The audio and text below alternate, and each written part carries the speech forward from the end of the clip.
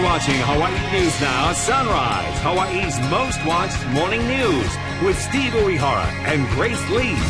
Happening now, authorities are at the scene of a deadly crash in Canada. A passenger train collided with a double-decker bus just about an hour ago.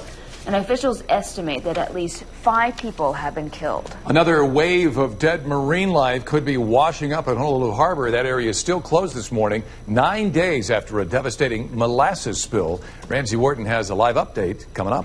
And crews in Japan are finally taking apart a leaking tank at the Fukushima Daiichi nuclear power plant. Officials say that the storage tank had leaked tons of radioactive water into the Pacific Ocean. See that big full moon driving in this morning? I did. I think it's still up. Jen, is it still up? It is. It's looking beautiful out there. Star-studded skies, and the moon is lighting us up right now. There it is, right there.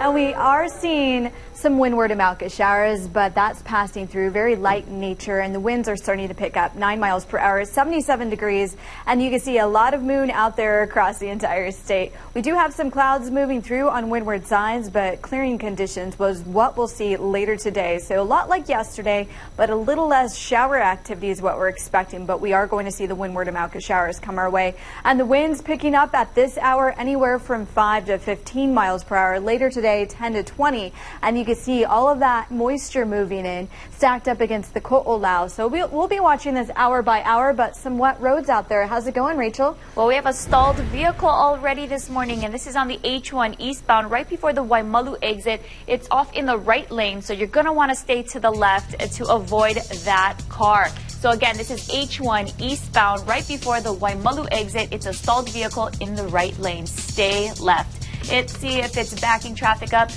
Not really. We have light volume right here at the H1 H2 merge just before the stall. So things are still moving at a nice pace. But the zip lane, even better for those with 2 or more in your vehicle. Taking you way west, H1 Kunia Road still moving nicely. Zip lane open on the H2 side as you're getting through the Ka'ahumanu overpass and into town. Here we go. Right through Liliha, wide open. Crossing the Ko'olau, seeing some light showers right here. Pali Highway at Waukanaka. So drive safe out there. Give yourself a lot of distance and time between you and the vehicle in front of you. No problems for East Oahu. That's your weather and traffic. Let's get over to the news desk. Thanks, Rachel. Let's go live to Florida, where we have breaking news. Police are involved in a standoff. This is in Broward County, and you can see officers have surrounded a Mercedes-Benz SUV. This following a police pursuit and crash. Apparently, you can see that they've gotten much closer to the car than they were earlier. This is what it looked like before when the SUV came to a crashing halt. Miami-Dade police say the pursuit followed some type of double murder. They believe that 2 women were killed in some sort of domestic violence. The SUV hit another Mercedes-Benz when it ran a red light. And we know at this point at least 1 person was ejected from that second Mercedes-Benz. Officers approached the SUV and retreated behind their squad cars initially. But you can see the impact there of just how great it was. This is why these high-speed pursuits can be so dangerous, because they often violate traffic laws and other people who are just in the path of them. Yeah, they retreated back behind their squad cars at one point, but it appears they now have that car surrounded, and they are looking fairly casual in the way that they're walking about. So we may have an update for you here in just a moment about that. That's in the Miami-Dade area, Broward County. All right, well, back here at home, today you can hear the very latest information about the molasses spill, and you can hear it directly from high-ranking officials. Ramsey Wharton is live with details from Keehi Lagoon. And Ramsey, the popular waterway still closed, right?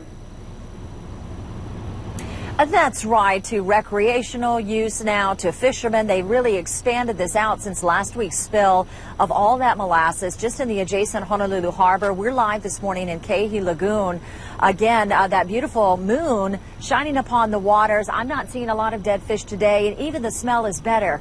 But scientists are warning, and they have said that it is very possible that we could see another wave of dead marine life popping to the surface, because some of the sugars in that molasses could feed an overgrowth of bacteria, which then could suck out some more of that dissolved oxygen that's critical for the marine life down there. And then we're going to have some more problems. In the meantime, of course, all the federal, local, and state response to this is underway, trying to figure out exactly how how the molasses is biologically killing off the marine life, how they can clean it up. They have noticed it's starting to still move out, but nonetheless, if you are concerned, as many people are here in Hawaii, because we have 25,000 dead fish now have been collected, reported, gathered from both of the areas here, you can call in. Senator Brian Schatz has set up a conference call, if you will, with many federal representatives from agencies like the EPA and NOAA, the National Oceanic Atmospheric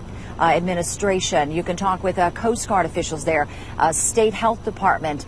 They will be available to answer your questions. The call time, and we do have the number for you on the screen, but we will put this up at hawaiinewsnow.com, is at 12:15 today. So we'll be hopefully on the line too, getting some questions answered to see where they are now in this process, because now we have those two EP on site, on scene personnel that are going to assist. We also have that strike team with the U.S. Coast Guard that's been dispatched to assist. So still a lot of activity, but get ready, guys. Things could get worse before they get better. Back to you.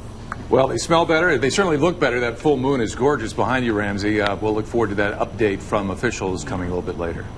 All right, 5:06 in other news. The tank at the crippled Fukushima plant that leaked contaminated water into the Pacific Ocean is now being dismantled.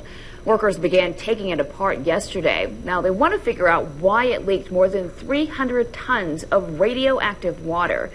Dismantling the tank is expected to take several days. This morning, the mother of the Navy Yard shooting suspect spoke out. Aaron Alexis' mom said, quote, "I don't know why he did what he did, and I'll never be able to ask him." Alexis shot and killed 12 people. Officials say he called Newport, Rhode Island police last month, and he said he was hearing voices and that people were stalking him. Police alerted officials at the Newport Naval Station, but heard no more from Alexis.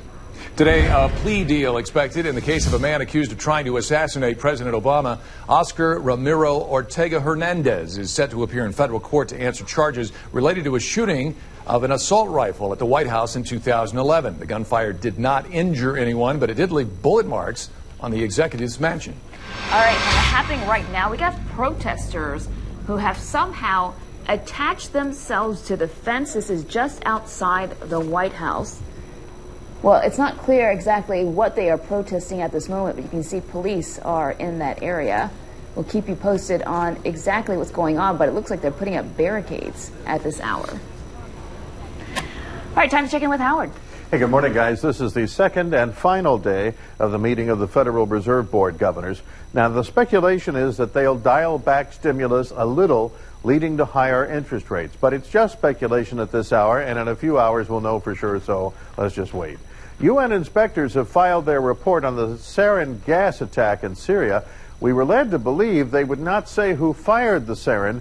That wasn't part of their assignment. However, the report called it a military shelling, the most significant anywhere in the world in 25 years. The inspectors now say they will return to Syria and investigate more.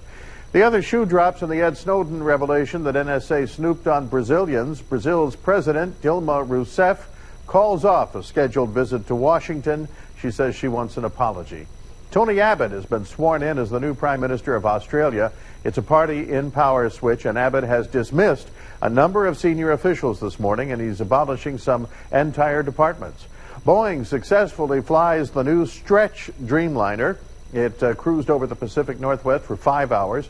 No problems reported. They start delivering these big boys next fall. First one goes to Air New Zealand. A new congressional caucus, the Bipartisan Congressional Future Caucus, official launch today. Two co-chairs, Republican Aaron Schock of Illinois and Democrat Tulsi Gabbard. Checking Wall Street, the Dow is down 30. Guys? Thanks, Howard. All right, 5:09. Still ahead here on Sunrise. Starbucks backtracks. Yeah, a slight change to their policy about serving gun-toting customers. We'll have that. Guns and caffeine. Guns and caffeine don't mix. All right, well, safety checks for your cars here in Hawaii is soon going high-tech with higher prices. We'll explain.